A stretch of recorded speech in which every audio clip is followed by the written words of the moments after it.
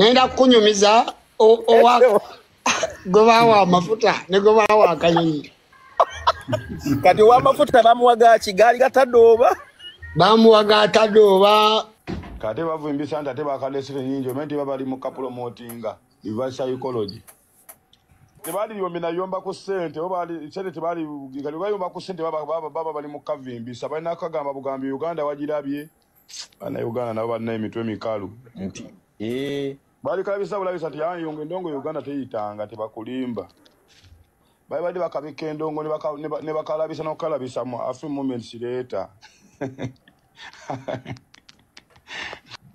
Kati bote bakabuuka nti bali mu kasindika. Bote banakubuuka ne bali mugulaga bakobatie emitwalo emeka sete nyingi sete nyingi gwe tikana bati kazimbirangako ekigendo okunzija mu ndongo bembera nga abayimbi bendi nabo mu business bategera bwe batyo nze mbanso Kenzo performer ku Diamond. Okay.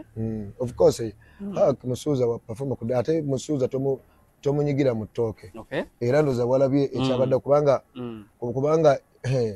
ne kati nze mmanyi Musuuza oli mu kati aleka yabadde mu tenti nga awulira boogera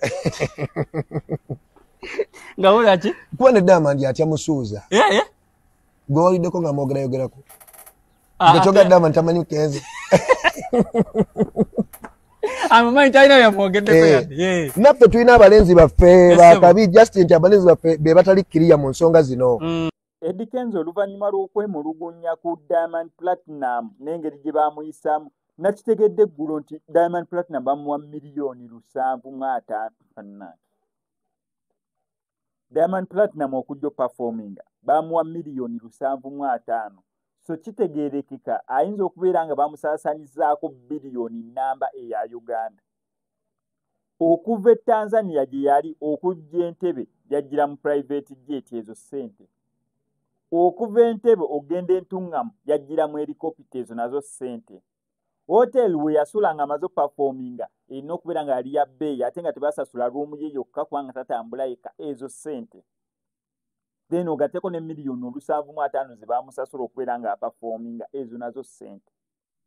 Eddie Kenzo yali mutuufu okukaaba oba teyali mutuufu. Waliwo n'ebifaananyi ebirala bya Dr. Jose Chameleone ebivuddeyo ng'agezaako mugambo waaye Eddie Kenzo kijjuke yakomplainize nga bamuwa bati helicopter okuva Entebbe ate ffe nga batuwadde z'amafuta.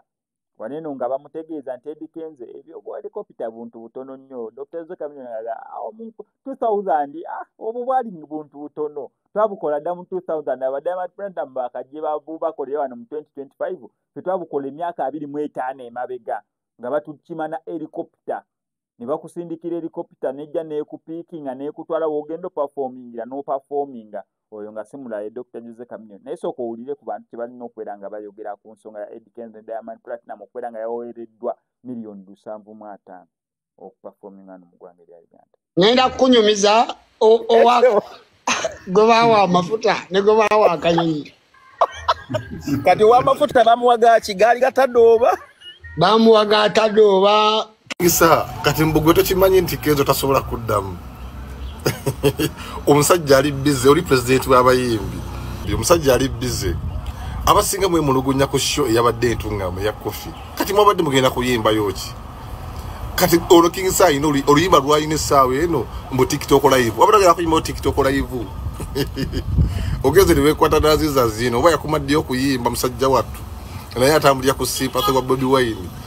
Mwe mutujjeka akamanyiro oli omusajja yabaleka musajja mufumbo yawasa minister Mulamba gokyazunga na TikToker ngoyagala kuddemu dala kira sola mukyali muyemu erisho yabadde yabayimbi tiyabadde yabanywi banchwiri nalabenezeza bafana sebo ngakubira kikisaya mugalopa ngamba negwalopera yennyini yalemwa nalopa yennyini yalemwa kati bagenda kola ki kira bazinyi muitao mu baba Costa Tokubenyo okuyomba nze ndabira ku busungu bwa buyombi ne mmanya nti kitokota munda omusajja wa private waliwo agamye mu pingi jangu mu video ndi mu video lwakuba tondaba bulabi naye gwe kyoba omanya mwana wa taate emukolo gwabwe ate gwabakeese nze yayimba ku mwanyi nembula ku mwanyi okitegedde sakiyimba mu luzungu naye no kizza mu kofi And akakofi kaliwo. Tugamba the coffee was there. The coffee was there. Mwana chikwewunyisa.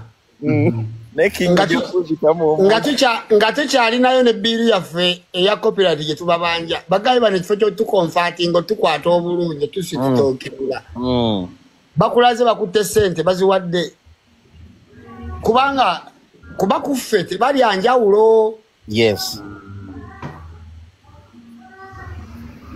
Kubanga kati kankubulire oyo yennyini tasobola okuyimbira olusambu bamuwadde 2 bye ne babba 5. Era kituufu. Tebasobola zimuwa zonna. Naye musajja wattu omulabe ennaku zino akaziki kalimu ekituli. Togamba. Takyatalaga nnyo. Togamba kamuswaba. Weerabira ennaku z'omwezi nga 29 paka nga 3 tugenda kubeera n'omukulembeze w'eggwanga wano ku TikTok live ne Facebook. Okitegeera nga atunnyonnyola buli kimu ekiri mu ggwanga Uganda. Teweerabira olina okubuuza ebibuuzo so charging essimu yo ebeereko tugenda kubeera n'omukulembeze w'eggwanga wano omweka bw'ati. Kenzo performer ku Diamond. Of course Musuuza wa performer ku ate Musuuza tomunyigira mu ttooke. Era ndoza walabye ekyabadde kubanga ne kati nze mmanyi Musuuza. Oli mu kati aleka yabadde mu tenti ng'awulira boogera. Ngawulira ki? Kuba ne Diamond atya Musuuza. Gwe waliddeko nga mwogerayogerako. Ngekyoga Diamond tamanyi Kenzo. Amumanyi talina byamwogeddeko yadde. Naffe tulina abalenzi baffe bakabi Justin nti abalenzi baffe be batali kiriya mu nsonga zino. Justin be baleka abalenzi nga bokujja bakole ki babavimbe. Naye ng'ate abalenzi baffe bamala Justin nti waliwo ebikyatusombwanga industry naye nga kubanga nze Kenzo yekkiririzamu nnyo mwana wa maama. Era okwekkirizamu kwa Kenzo kwe kumutuusizeeyo gy'ali. Tosobola munyigira mu ttooke. Era walabye Justin the share badde byonna nga tubizize ebbali nga tuzize ku bya performance. Era Kenzo yasinze performinga. Bonna bayimbye bulungi ne performance ya Kenzo yabadde energetic no audience. Yabadde solid. Solid no audience. Baba kolide stage nga toyina kyogamba. Kuba akasajja kaamutidde ka Diamond. Tekanza anti wano Diamond yabadde mu nsolo. Diamond ye baba nabasajja abadde abalaba bana basajja abamanyi. Era kyo yatuse wali amaanyi naye wadde yajiddemu helicopter naye yakkakkanye. Nga akasajja alaba yakkakkanye nga alina kubeera social n'abayimbi bakoze eki kuba abamanyi ayimbi abamanyi kyokka tamanyi Bebe Cool. Omumanyi Bebe Cool oyo.